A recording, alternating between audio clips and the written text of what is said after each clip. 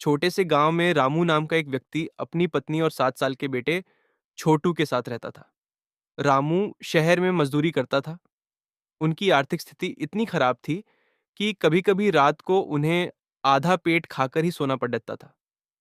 इसके बावजूद रामू ने अपने बेटे को हमेशा एक बात सिखाई थी, चाहे कुछ भी हो जाए, कभी लालच मत करना और हमेशा ईमानदारी के रास्ते पर चलना। वह एक दोपहर की बात, एक दिन रामू काम से घर लौट रहा था।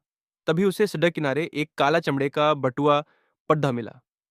रामू ने उसे खोलकर देखा तो उसकी आंखें फटी की फटी रह गईं।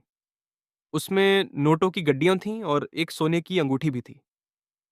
रामू के मन में एक पल के लिए विचार आया, अगर मैं इसे रख लूं तो मेरे परिवार की सारी गरीबी दूर हो जाएगी। छोटू को अच्छे कपड़े और खिलौने दिला पाऊंगा।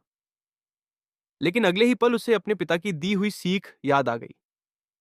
उसने सोचा, यह पैसा मेरा नहीं है, जिसका यह खोया होगा वह कितना परेशान होगा। सही फैसला बटुए में एक छोटा सा कार्ड था, जिस पर एक पता लिखा था। रामू थका होने के बावजूद उस पते पर पहुंच गया।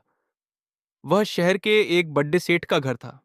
रामू ने बाहर खड़े गार्ड से कहा कि उसे सेठ जी से मिलना है। जब रामू ने सेठ जी को उनका खोया हुआ बटुआ लौटाया, तो सेठ जी हैरान रह गए। उन्होंने बटुआ चेक किया, एक भी रुपया कम नहीं था। सेठ जी ने खुश होकर रामू को इनाम के तौर पर कुछ पैसे देने चाहे, लेकिन रामू ने हाथ जोड़कर मना कर दिया और कहा, साहब, ये मेरा फर्ज था, मुझे इसकी कीमत नहीं चाहिए।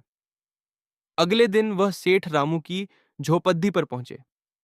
उन्होंने देखा कि रामू कितनी तंगी में रह रहा है, फिर भी वह कितना ईमानदार है। सेठ जी ने रामू को अपनी फैक्ट्री में एक स्थायी नौकरी दे दी और उसके बेटे छोटू की पढ़ाई का सारा खर्च उठाने का जिम्मा लिया। रामू की आंखों में खुशी के आंसू थे। उसे समझ आ गया कि ईमानदारी का फल देर से ही सही, लेकिन बहुत मीठा होता है। कहानी की सीख, ईमानदारी और स्वाभिमान इंसान की सबसे बड़ी पूंजी है। लालच में आकर लिया गया छोटा रास्ता अंत में नुकसान ही देता है, जबकि सही रास्ता हमेशा सम्मान और सुख लाता है।